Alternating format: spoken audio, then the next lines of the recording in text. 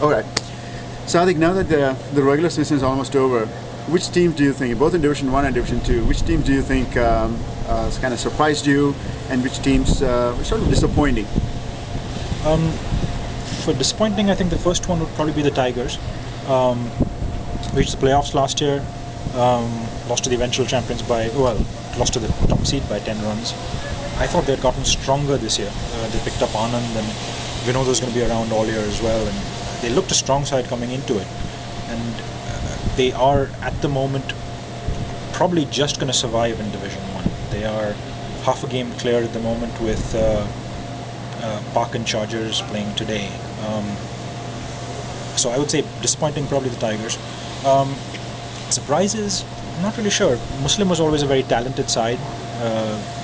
They finally put it together this year, and as of the moment they look like they're probably going to make the playoffs this morning.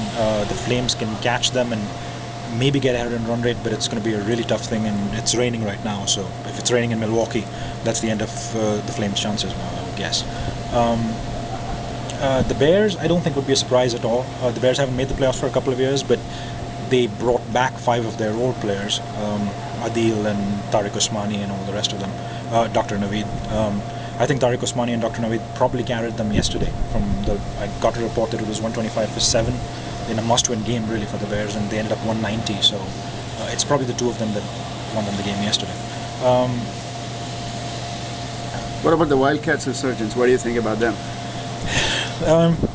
Not sure it was entirely unexpected. People in the league, I think, kind of figured that they weren't done even at 2-5. But it's a remarkable performance, 6 in a row.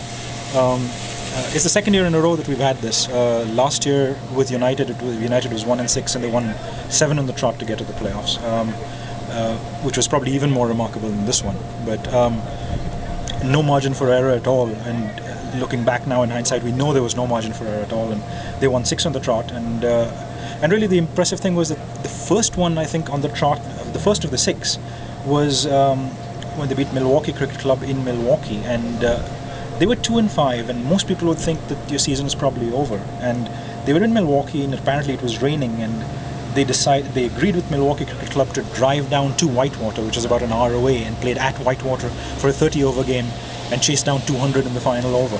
And that kind of sparked them on a 5-game run to make it to the playoffs.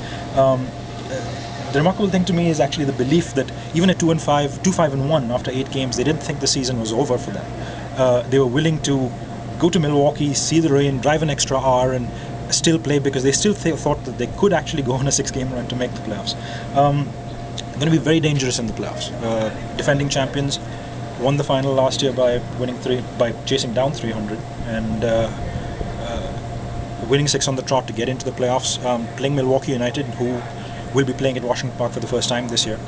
But Milwaukee United's a very good side. Play kind of similar. Satya will be back this time, and they have Satya and Bhavneet, who are probably two of the better all-rounders in the league at least. And they're looking forward to. They apparently are looking forward to playing. They're looking forward to taking on the Wildcats, because they were beaten by them in the quarterfinals last year. So I'm sure they're looking at it as a kind of a revenge game as well. That's probably one of the better games. I think they're probably going to play each other in the first round of the playoffs now. I think they're probably set to play each other in the quarterfinals, but if they do, that's probably one of the games to really look forward to next week. Now, on we have about 30 seconds left. As far as players are concerned, who do you think in Division 1 has been really a standout performer? Probably Bhavneet has done really well, but really you would have to say Imran, we all knew how talented he was. You could probably see him make 20 or 30 sometimes and see how talented he was, and he had never really put it together in about 2 years in our league, and he finally did this year. He's going to end up as the top scorer in our league. He has three centuries, which is the first time that's been done in 4 years, I think. 2 scores of 150. He's capable of hitting decent balls for 6s. Just a really tall guy, he'll plant his foot down and drive through the line of the ball and he'll be overcovered for a 6. He's a remarkable hitter. Supposedly he's a very good fast bowler, but he has a bit of a shoulder injury, so he's not quite doing what he could be doing in a group. But standout performer, I would think in the league probably is him. All right, Sadiq Yusuf, thank you so much.